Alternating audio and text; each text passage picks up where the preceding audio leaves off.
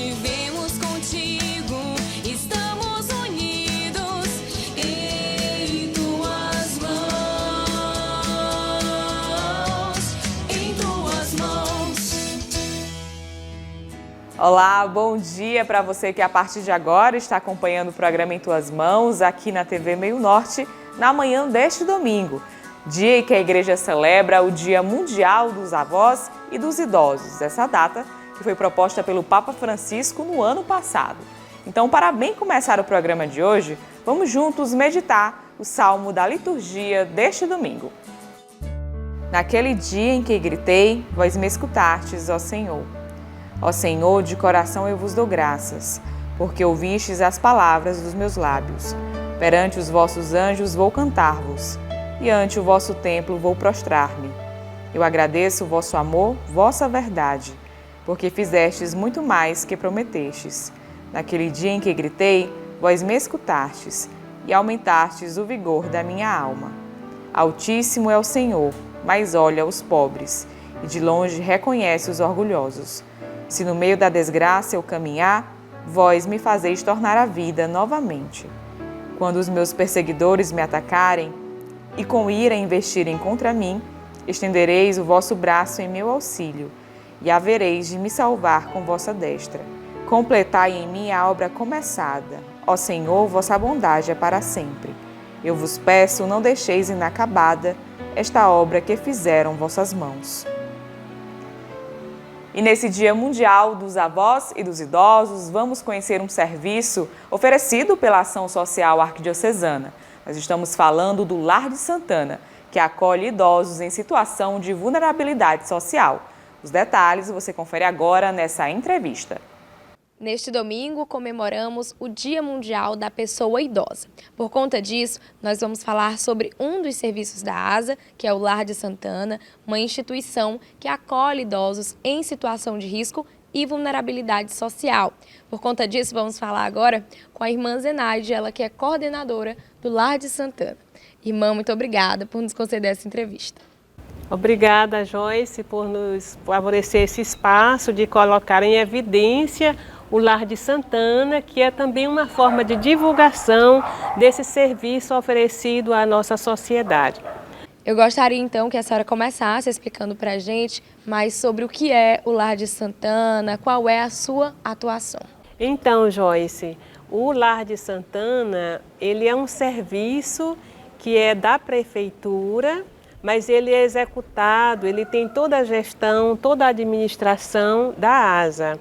Nesse sentido, não há nenhuma ingerência por parte da prefeitura.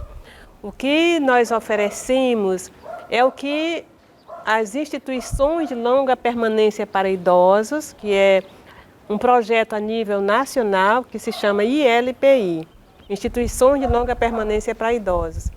Isso é o serviço que essas instituições, que o projeto incentiva e objetiva oferecer. Oferecer o quê? Serviço de acolhimento ao idoso, à idosa, a partir de 60 anos.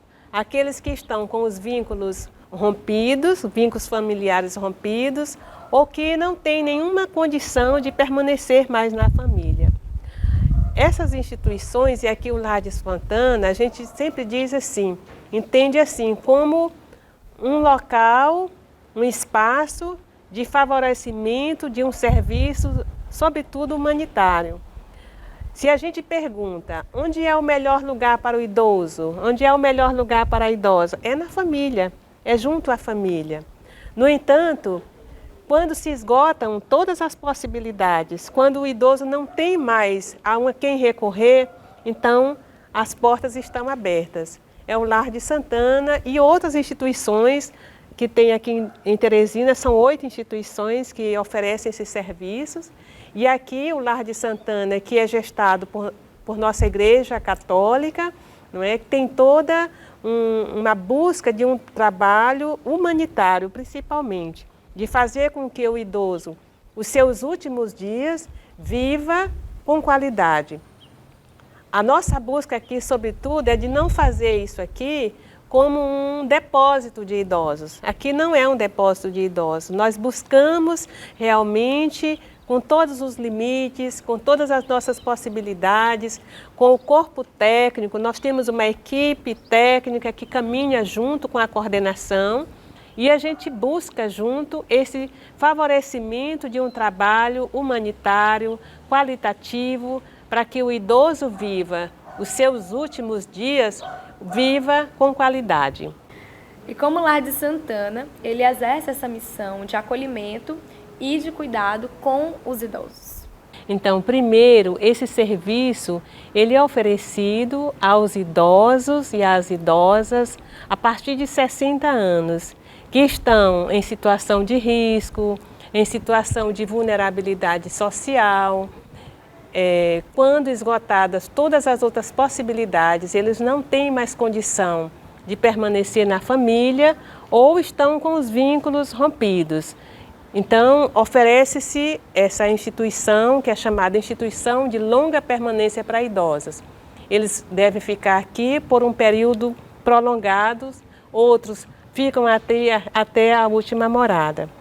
E, na medida do possível, nós buscamos aqui, como equipe, como corpo, nós temos um corpo de profissionais. Esta gestão ela não é conduzida de forma individualizada. Nós temos um grupo de multiprofissões aqui dentro e busca se oferecer o máximo possível, dentro de nossos limites, dentro de nossas possibilidades, mas o máximo possível oferecer um serviço qualitativo, um serviço humanizado, considerando principalmente esse idoso que chega aqui de uma forma muito vulnerável. Nós temos idosos aqui que vieram por denúncia, pelo Disque 100, nós temos idosos aqui que vieram pela delegacia do idoso, que estavam sofrendo maltratos. Nós temos idosos aqui que vieram porque simplesmente foram abandonados ou que simplesmente a família não tinha mais condições. Então eles chegam aqui numa fragilidade muito grande e a gente tenta, à medida do possível, tentar reconstituir o que se pode, porque nessa fase dos 60 anos, a vulnerabilidade, a fragilidade, ela fica bem mais aguçada. Então, a equipe de profissionais busca fazer isso de uma forma muito humanizada.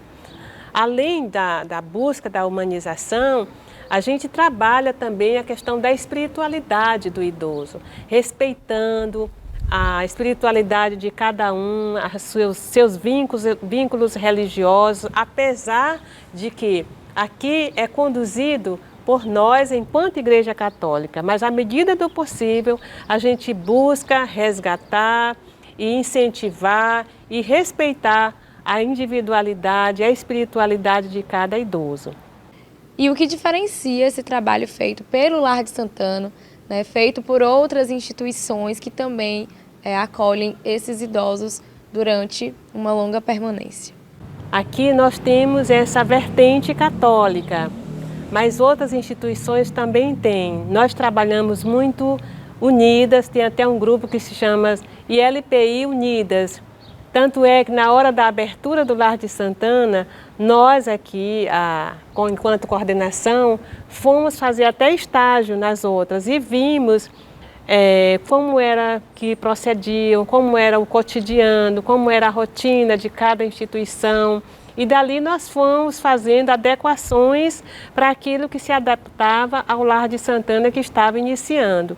É claro que nós, juntos aqui como equipe, o fato de o Lar de Santana ter uma equipe multiprofissional completa, isso já é um fator diferencial, porque as outras ILPIs, elas são em grande parte filantrópicas. Então, filantrópica a gente sabe, trabalha com muita luta, com doações. Nós aqui também trabalhamos com doações, mas a gente tem esse outro vínculo público e isso ajuda bastante. Quando se trata da questão religiosa, nós aqui, à medida do possível, nós temos uma capela que é católica nós temos todas as sextas-feiras, nós temos a celebração da Santa Missa, mas buscamos respeitar aquilo que é a religiosidade, o espírito religioso, a espiritualidade que cada idoso traz consigo, da sua história pessoal. E quais são as perspectivas para o futuro dessa instituição, desse trabalho realizado por vocês do Lar de Santana, né, através da nossa igreja? Então, perspectivas são muitas, principalmente frente ao sonho de mudança de local. Nós estamos aguardando uma reforma que está sendo feita para que o Lar de Santana mude de espaço, de casa. Em mudando de casa, nós vamos ter um espaço maior para acolher 40 idosos. Esse é o projeto. É o nosso sonho de poder, já que nós dispomos de uma equipe de profissionais completas, nós gostaríamos de oferecer esse serviço a mais pessoas. Principalmente aqui em Teresina, é uma demanda muito grande a questão do idoso. Eu posso afirmar que talvez semanalmente 2 ou 3 pessoas por semana passam aqui procurando vagas para idosos e não tem. Nós temos aqui 18 idosos, é um número pequeno. Então nós sonhamos com isso, essa é a nossa grande expectativa, que a gente até o final do ano, a gente mude de casa, mude de espaço geográfico e tenha um espaço, tenha um verde para que os idosos possam desfrutar da natureza, ter um espaço bem mais amplo do que esse aqui. É uma expectativa muito grande. Então, irmã, gostaria de agradecer a sua participação aqui no programa Em Tuas Mãos. Foi um prazer conversar sobre esse assunto com a senhora e parabenizá-la pelo seu trabalho, né, que é tão importante para a nossa sociedade, para a nossa igreja. Muito obrigada, Joyce, muito obrigada, queridos telespectadores, por a gente poder divulgar e poder dizer que quem é o Lar de Santana. E nos colocamos à inteira disposição, mesmo ainda nesse momento de final de pandemia. Daqui a pouco espera-se que as portas estejam abertas para visitas, e então, em estando aberta, o Lar de Santana ficará muito feliz com a sua visita para conhecer de perto este nosso serviço oferecido por nossa Igreja Católica. E acompanhe as atualizações da Arquidiocese de Teresina em nossas redes sociais. Nós estamos no Facebook e no Instagram. Aproveite e fique por dentro de tudo aquilo que acontece em nossa igreja particular. Vamos agora para o rápido intervalo e a seguir você confere o quadro Bons Conselhos. Em tuas mãos. Em tuas mãos. E nesse Dia Mundial dos Avós e dos Idosos, o Papa Francisco escolheu um tema retirado do Salmo 92. Dão fruto mesmo na velhice. Vamos agora no quadro Bons Conselhos refletir sobre esta temática. Hoje a igreja celebra o Dia da Jornada Mundial dos Avós e da Pessoa Idosa. Por conta disso, no nosso Bons Conselhos de hoje, nós vamos falar sobre a atuação da Pastoral da Pessoa Idosa aqui na Arquidiocese de Teresina, com o coordenador arquidiocesano dessa pastoral, o Pedro Afonso. O senhor seja muito bem-vindo aqui ao programa Em Tuas Mãos. Obrigado e quero pedir a bênção a Deus que hoje dê tudo certo na nossa jornada e na nossa pastoral a nível de arquidiocese. Então, qual é a atuação da Pastoral da Pessoa Idosa aqui na Arquidiocese de Teresina? Olha, a Pastoral da Pessoa Idosa na Arquidiocese, ela antes da pandemia, elas tinham muitas paróquias que estavam desenvolvendo a atividade. Mas devido à pandemia, muitas deixaram de atuar e agora a gente já está retomando aos poucos, mas nós temos parece que umas 5 a 6 paróquias que estão atuando. Mas a gente está fazendo já um levantamento e fazendo visita a outras paróquias com a ajuda dos nossos padres. Vamos pedir a eles que nos ajudem, porque nossos idosos eles estão conclamando que a gente faça suas visitas, a visitar eles. E qual é a principal função da Pastoral da Pessoa Idosa? A principal função da pastoral é visitar o idoso, principalmente aqueles mais vulneráveis. Então, para isso a gente tem que ter o líder. Nós fazemos uma capacitação para a pessoa ser líder e ele visita o idoso uma vez por mês. Quem são esses idosos? São aqueles que residem na mesma rua, na mesma comunidade do visitando, do líder. Por que isso? Porque você vai visitar um idoso que aquela família te conheça e você conheça também aquela família. Porque não adianta você ir pegar uma pessoa para você visitar se ele não te conhece e se eu não for uma pessoa boa para meus idosos. Como é que eu vou dar exemplo e visitar um idoso? Então, a visita domiciliar, uma visita a cada mês. Só que nessa visita, a gente tem que verificar as vulnerabilidades daquele idoso. Se ele está com as vacinas em dias, orientar para ele evitar quedas, porque um dos grandes problemas hoje é quando o idoso cai, né? Se ele está tomando pelo menos 2 litros de líquido por dia, porque principalmente se ele for acamado, ele não tomar, ele pode ter um problema renal e aí ainda vai complicar mais. E é um momento de oração. Você visita e ele vai se sentir útil. E qual o tema da jornada deste ano? Dão frutos mesmo na velhice. Então, foi do Salmo, parece que 92, capítulo 92, versículo 15, que foi um escolhido pelo Papa Francisco.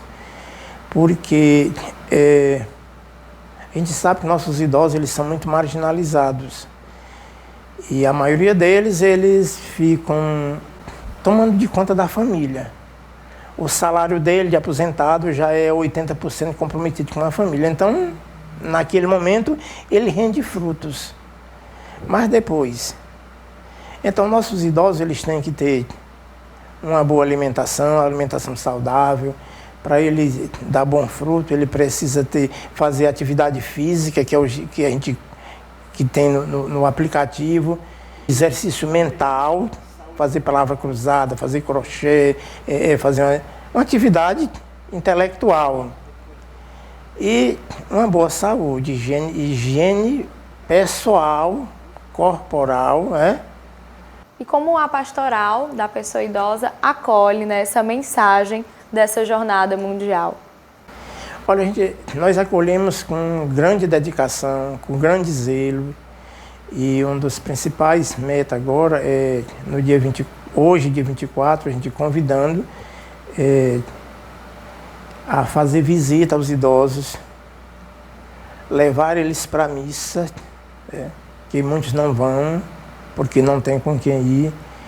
E aí, essa mensagem de caridade, de amor, que está faltando em muitas famílias com os idosos. Seu Pedro Afonso, fala pra gente qual a principal dificuldade de ser uma pessoa idosa, nos tempos atuais. A dificuldade são várias, E também tem as suas vantagens, A dificuldade hoje que o idoso tem é a discriminação dentro da própria família. A gente mesmo como igreja, a gente recebe denúncia de maus tratos e às vezes a gente não pode fazer muita coisa. Porque nossos líderes, eles são orientados a não intervir diretamente.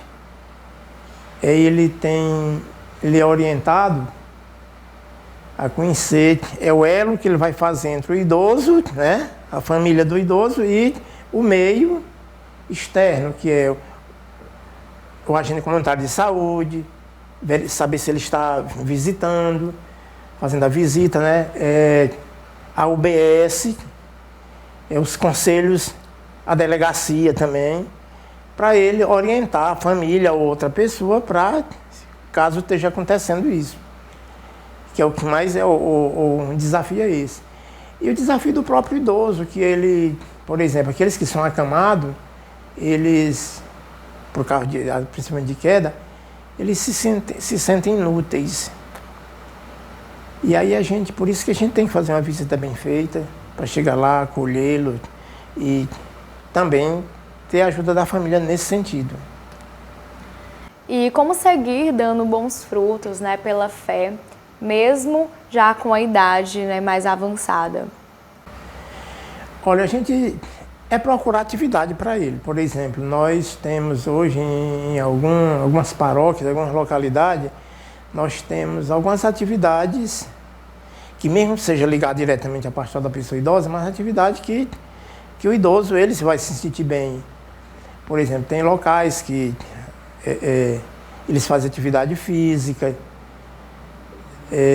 fazem outras atividades artesanal como crochê, corte e costura, e natação. E tem outros que até estão assistindo aula, né? Voltando a estudar, porque por conta do analfabetismo, outros estão voltando a estudar. E como esses frutos contribuem, né, para transformar cada vez mais a nossa sociedade?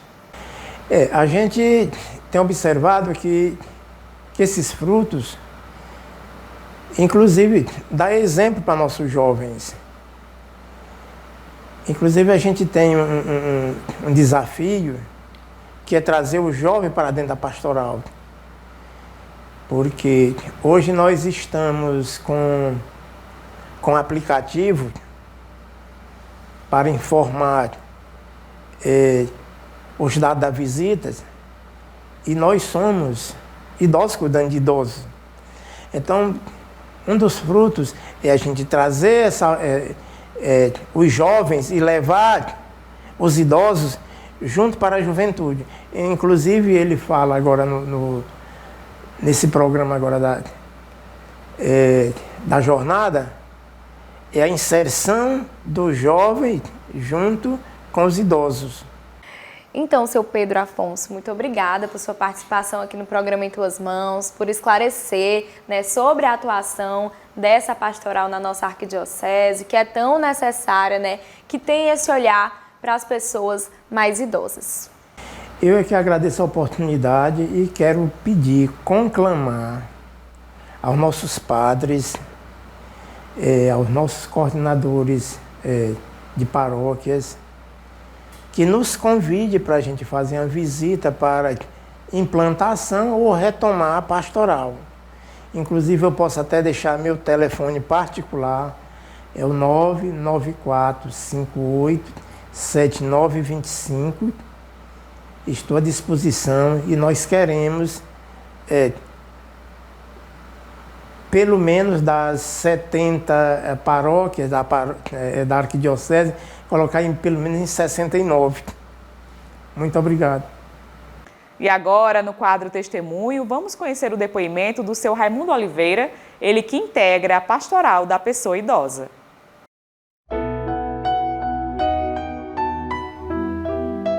Pois é, meu nome é Raimundo Oliveira. Quero agradecer por essa oportunidade. Eu sou da paróquia Nossa Senhora das Graças, Norte, lá na Zona Norte de Buenos Aires. Pois é, eu tenho aqui um pequeno testemunho para dar para vocês a respeito da minha atuação como coordenador da pastoral da pessoa idosa aqui da paróquia Nossa Senhora das Graças. É um aprendizado, para mim está sendo um aprendizado, né? Eu já tinha uma certa ligação com os idosos, eu tenho uma certa afeição pelos idosos, que na realidade também, eu sou ministro da Eucaristia, eu já venho acompanhando os idosos há muito tempo, né? E eu tenho essa ligação com os idosos.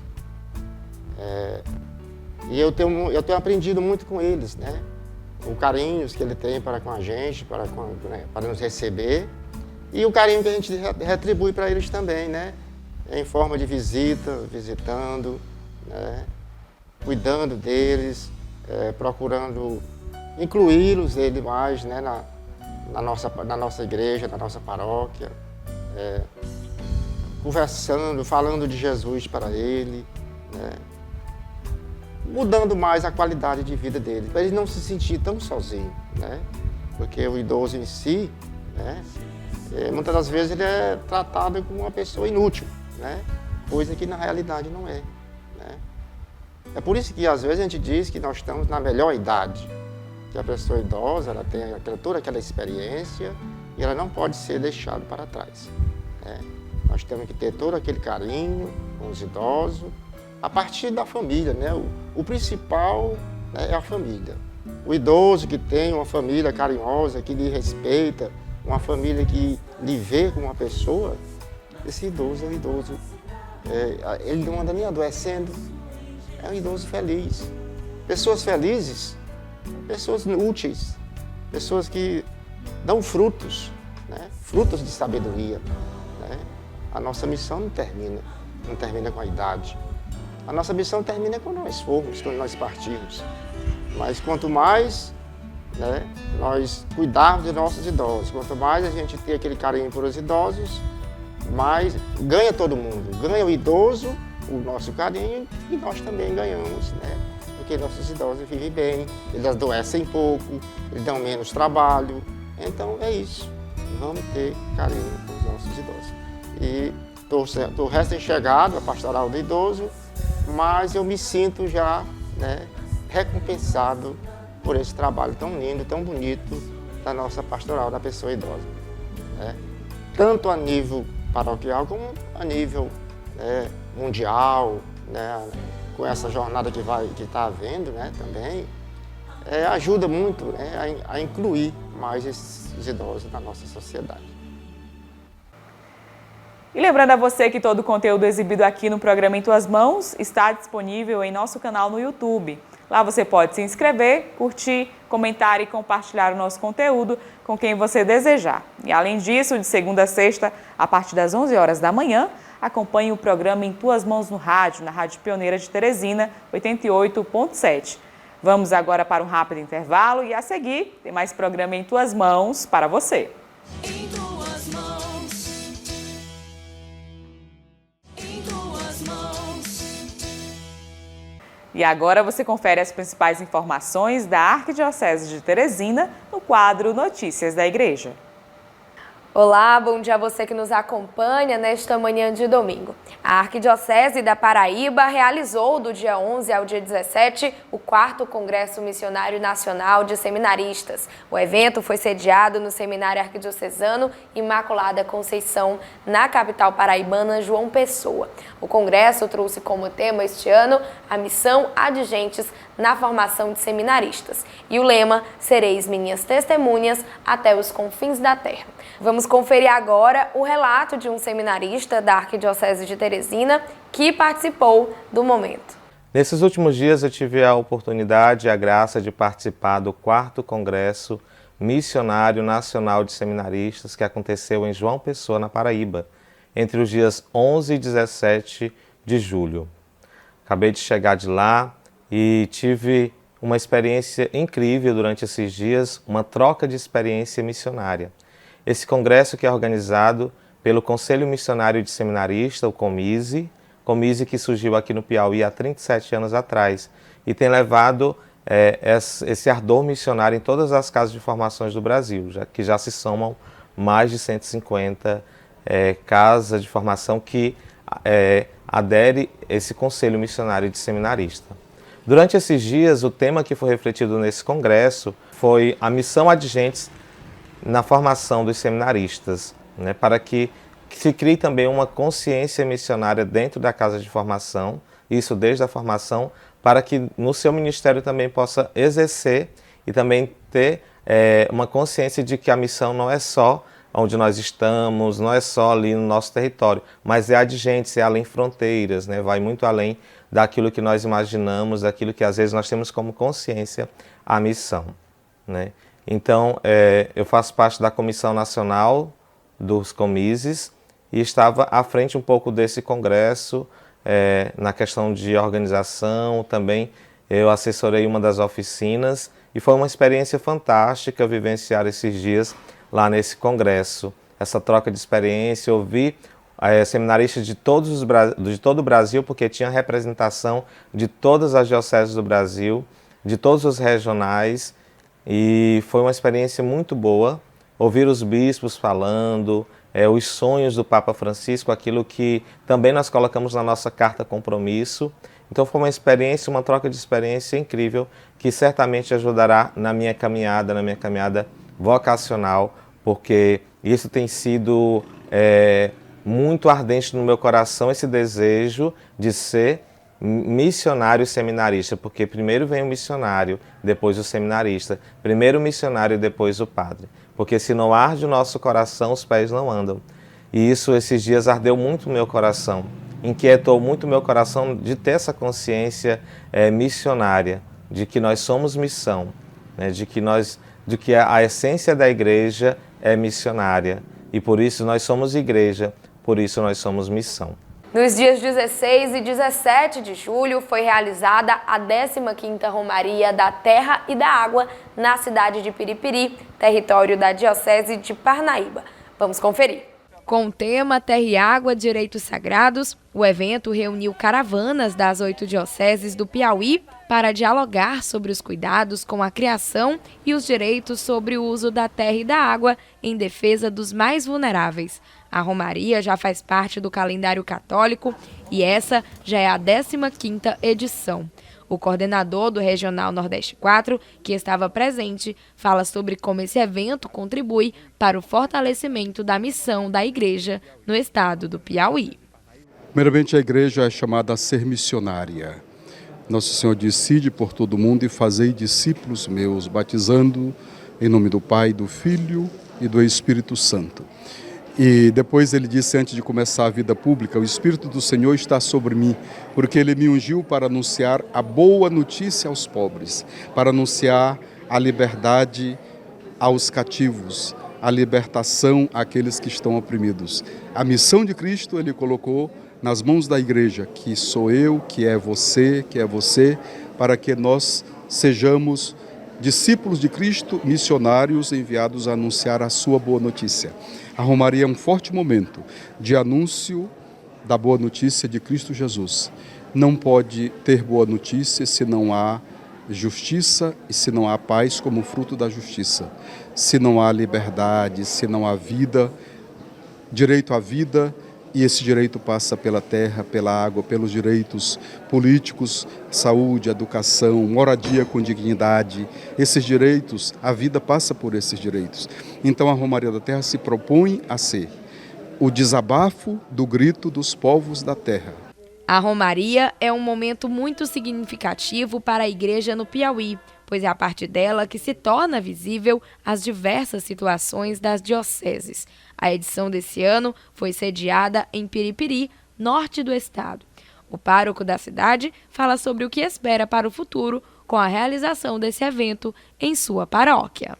Esperamos que a nossa 15ª Romaria da Terra e Água, direitos, né, sagrados que Deus nos deu, ela possa surtir efeito nas nossas consciências, possa nos libertar dos nossos, das nossas passividades e que, acolhendo as mensagens, as reflexões dessa Romaria, possamos colocá-la em prática. É isso que nós precisamos, e sobretudo e mais ainda, através do GT que foi criado na Romaria anterior, que tem essa discussão junto aos poderes públicos, né?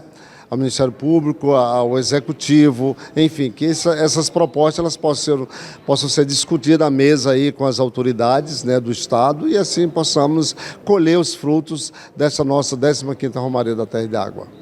Quem também esteve presente na Romaria foi o bispo da Diocese de Bom Jesus. Ele fala sobre o grande significado que esse evento tem para a Igreja no Piauí.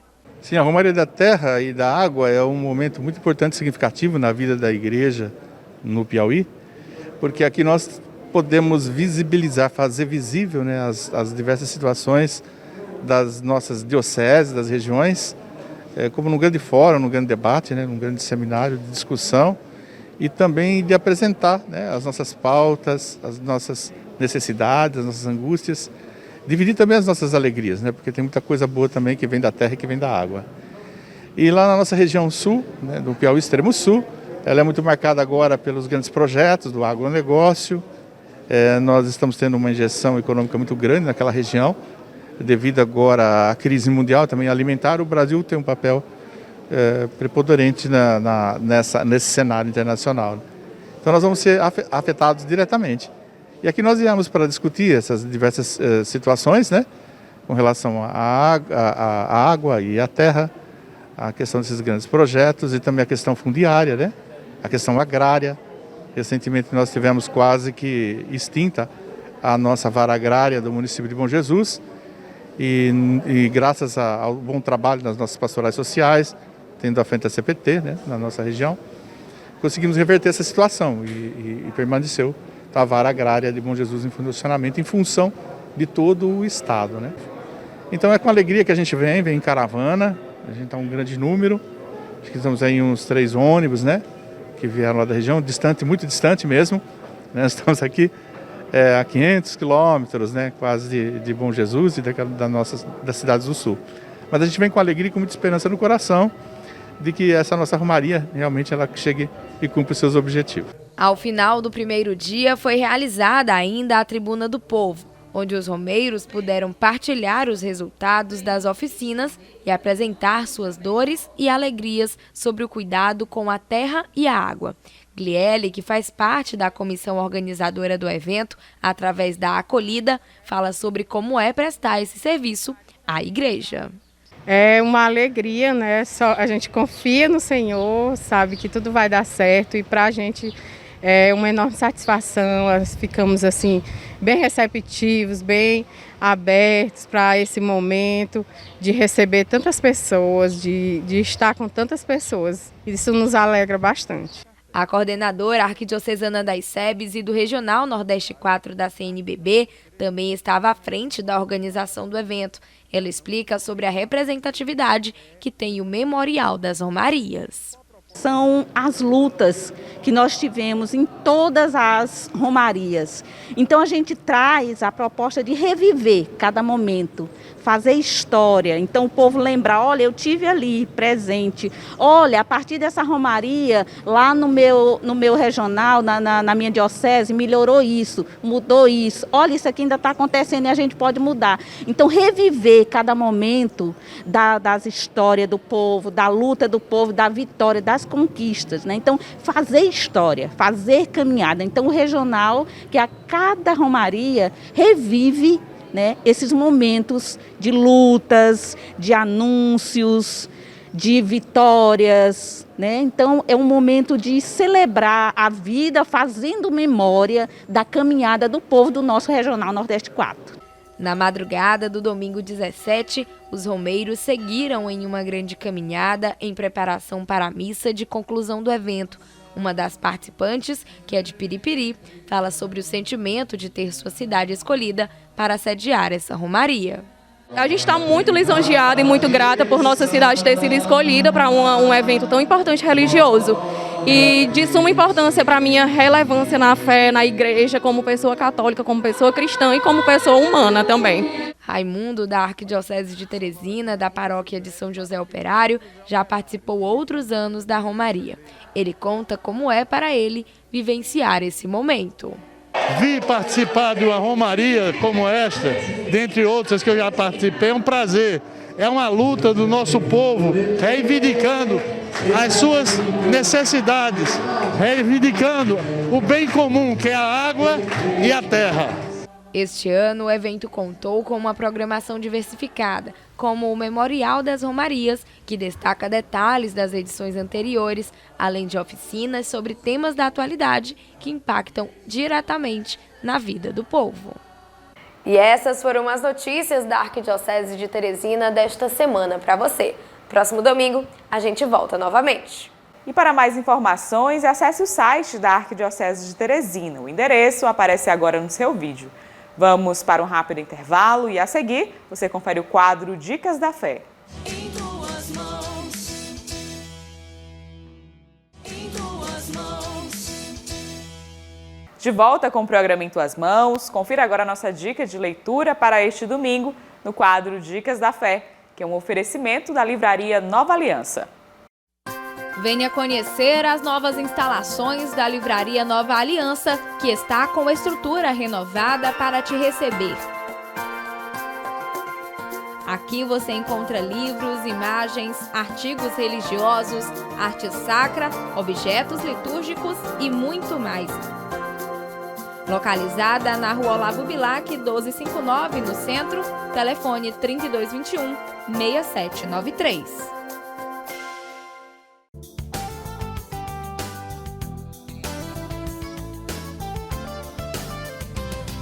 E neste mês das férias escolares, nós trazemos para você o box Historinhas Bíblicas da editora Culturama. Este box traz 6 livrinhos que contam passagens bíblicas como a criação do mundo, o nascimento de Jesus, os 10 mandamentos, a Arca de Noé, Davi e Golias e Jonas e a baleia. Além disso, ao juntar o verso dos livros, a criança consegue montar um belo quebra-cabeça. E essa foi a nossa dica da fé deste domingo para você. Aproveite e garanta logo o seu. E hoje, no quadro Artista da Fé, vamos contar a história da Dona Maria Flora. Ela que tem quase 90 anos e após passar por um momento difícil, ela encontrou na pintura religiosa uma forma de superação. A artista Maria Flora é a prova de que não tem idade para iniciar novos projetos e realizar atividades. Com quase 90 anos de idade, ela pratica a arte da pintura religiosa. Ela que estava passando por alguns problemas em sua família, além de sua saúde muito debilitada, não podia fazer esforço nem se levantar. Vendo essa situação, sua neta a presenteou com um livro de pintura como uma forma de terapia. E a partir de então, ela passou a se recuperar. A artista explica com mais detalhes como se deu o início dessa prática no período da pandemia. E aí nem na igreja eu não podia ir, porque a igreja é aqui pertinho de Santa Luzia, e quando eu podia ir, nós não perdíamos a missa lá. E aí com essa doença eu fiquei sem poder sair, doente também, cheia de dor. Aí com muito tempo, eu agoniada, assim, aí a menina, a Isadora, foi um dia quando ela recebeu um livro aqui do correio, e aí foi, minha amor, me disse, olha, vovó, aqui um presente para a senhora que eu estou lhe dando. E o que é, minha filha? Ela disse, olha, era o livro para a senhora pintar para se distrair, se entreter e tudo. E aí ela recebeu as fotos das imagens, tudinho. Ela tinha no celular dela, que quando eu ia pintar, ela me dizia as cores, mostrava, olha, vó. Porque eu não sabia de nada, minha filha. Comecei rodeando e com a cabeça virada desse jeito.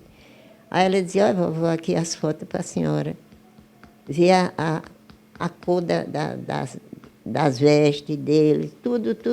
E aí eu continuei, que foi o primeiro livro que eu pintei, foi esses 2 que eu estou falando. Essa prática foi fundamental para o processo de cura da artista. O que era apenas momentâneo passou a ser um compromisso diário. A artista conta como é para ela realizar essa arte religiosa. A Maria tem o maior prazer com isso, minha filha. É um entretenimento muito grande que eu tenho com essas pinturas. E depois que eu pintei essas imagens, nunca deixei de pintar anjo. Tem uns anjinhos aí, tem uma que parece muito com a netinha minha, aquela foto ali. E eu já pintei tudinho esses livros. E aí isso tudo enterte a gente. Eu fico, aquele momento que eu estou ali, e a gente tanto pintando, e ainda vou te dizer uma coisa. É tão bom esse serviço, para mim foi tão bom, que quando eu vou pintar as cores das flores, das coisas, porque a gente não tem, não é? De tudo. Eu tive das imagens tinha. Aí na hora que eu olho, vem direitinho no pensamento na cabeça. Esse aqui você pinta dessa cor, esse aqui de outro, esse aqui de outro. Flora revela ainda as mudanças que ocorreram em sua vida após dar início a essa prática. Minha filha, foi uma beleza, que eu me distraí muitas coisas. A gente bota o pensamento em Deus e fica olhando para aquelas imagens de Deus e tudo, pintando. Aquilo é o maior entretenimento para a gente, porque eu não faço outra coisa. Porque não posso fazer e nem elas deixam eu fazer. Que se eu não tivesse elas, a gente, quando não tem quem faça, é obrigado a fazer. mas eu não faço. Eu não varro mais, eu não lavo roupa, não faço nada. Só a coisa que eu faço é me banhar sozinha, me alimentar sem ser preciso de ajuda, só para fazer a comida. E eu ainda fico feliz com essas coisas, porque eu me banho sozinha, eu troco de roupa sozinha. É assim, esse servicinho assim eu ainda faço.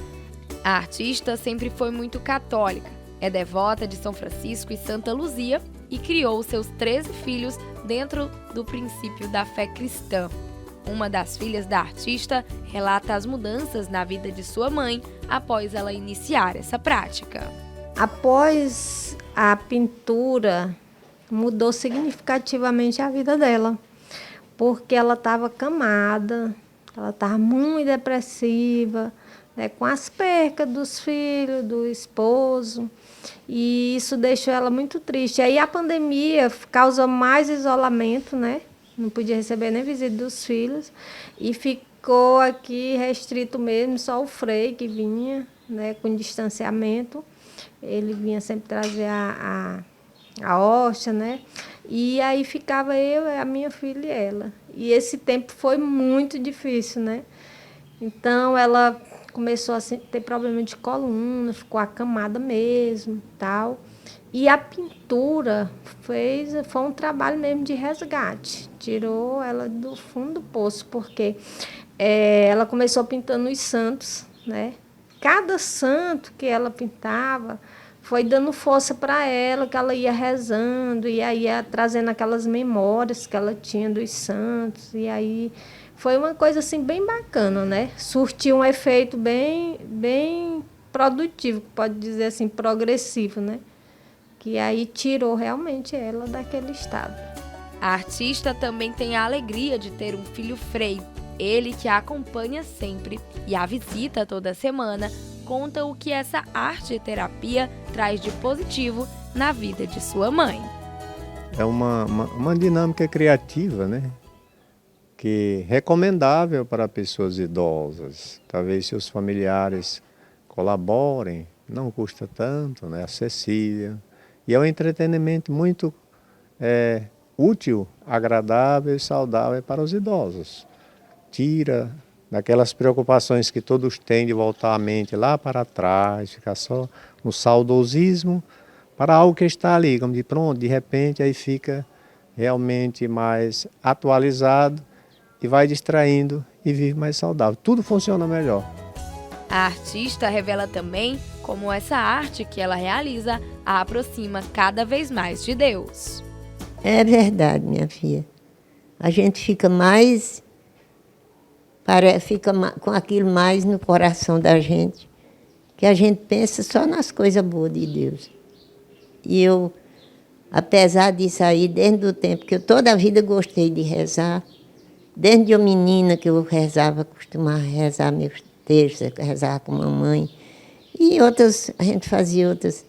E aí desde o dia que eu cheguei aqui, meu marido começou a sofrer, se prostrar, que antes disso nós rezávamos, toda a vida eu rezava com ele gostava de me ajudar.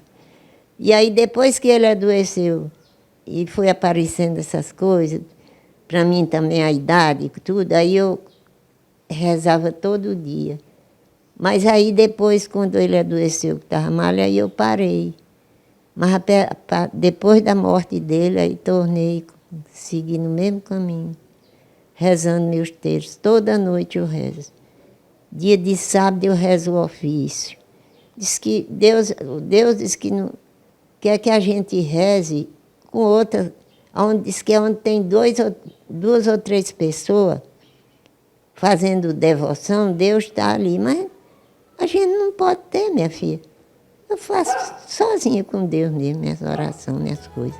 E assim, pintando essas imagens religiosas, ela se fortalece mais na fé, permanece ativa em sua caminhada e incentiva outras pessoas, mostrando que tudo é possível. Basta ter força de vontade e ser perseverante na fé. E confira agora a mensagem de Dom Jacinto Brito no quadro Palavra do Pastor para este domingo.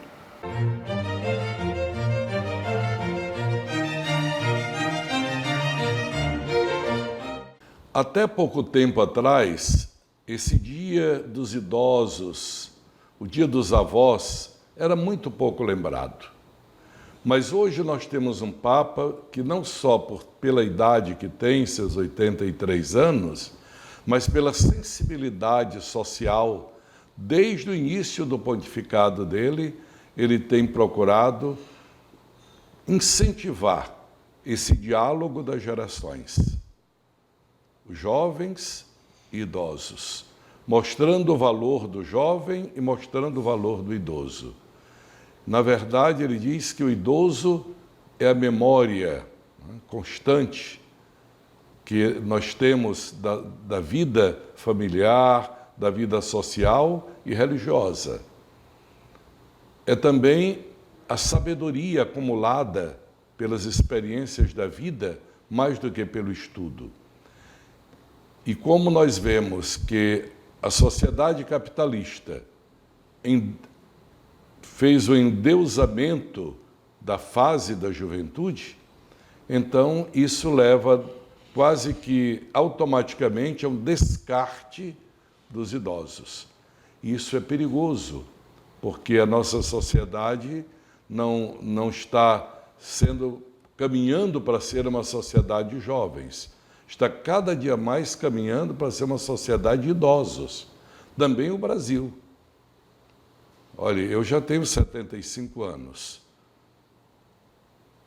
Há 40 anos atrás era jovem, mas essa fase da vida passa. Quem tem hoje 15 anos, 18 anos, amanhã pode ter 80. Então nós precisamos valorizar as pessoas em cada etapa da sua vida e reconhecer também o valor de cada etapa da vida. Não há uma etapa da vida privilegiada. A criança é uma beleza porque não tem preocupações, etc., mas, no entanto, ela ainda não pode se determinar, ela ainda não pode exercer determinadas funções. O jovem já tem mais entendimento, mas lhe falta também a maturidade, a experiência de vida, embora tenha talentos e tenha ímpeto para conquistar. O idoso já não tem o vigor físico, não tem tanto ímpeto para ir para frente, mas tem a sabedoria para o discernimento, tem o gosto de transmitir também pelo afeto, pelo diálogo, pela narrativa de vida, transmitir também experiências positivas. E muitas vezes os idosos não são lembrados. Eis que o dia 26 de julho é o dia dos avós de Jesus. São considerados pelos evangelhos apócrifos como os pais de Maria, Joaquim e Ana. Então são os avós maternos de Jesus, já que ele não tem avô paterno. Então, a igreja está cada dia mais destacando o papel deste casal que, tendo gerado a Virgem Maria, possibilitou também na linha sucessória das gerações vir o Salvador feito homem. E é ele que nos ensina, como no Evangelho de hoje, a oração. Lucas dá muito peso a esse tema da oração. Podemos ver que temáticas como o Espírito Santo, as curas, a misericórdia de Jesus e a oração à Virgem Maria são temas recorrentes em Lucas. É ele quem traz a infância de Jesus, onde o papel da Virgem Maria e de São José entram de uma maneira muito forte. Pois bem, Jesus vai ensinando a oração, mas não como quem ensina as rezas, como se dizia no passado. Jesus ensina a orar. E o que ensina a orar? Ele ensina a orar, primeiramente, dizendo que é um ato pessoal. Só o indivíduo pode orar. Muitas vezes a gente vai até uma celebração na igreja, ou numa família, num grupo, etc., e às vezes volta vazio. Mas por quê?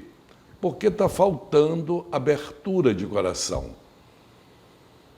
Já nos princípios da igreja, um dos santos padres dizia assim: olhe, a oração pessoal está para a oração comunitária, como a brasa está para o incenso. Se, isso era Santo Ambrósio, se a brasa está acesa, colocando os grãos de incenso, a fumaça sobe. Mas se as brasas estão apagadas, então não sobe fumaça alguma. E se eu não tenho abertura de coração para Deus, a oração comunitária fica vazia para mim. Então é por isso que muita gente entra e sai da igreja sem ter um proveito espiritual, porque falta a oração comunitária. Então Jesus já se refere a essa dimensão pessoal.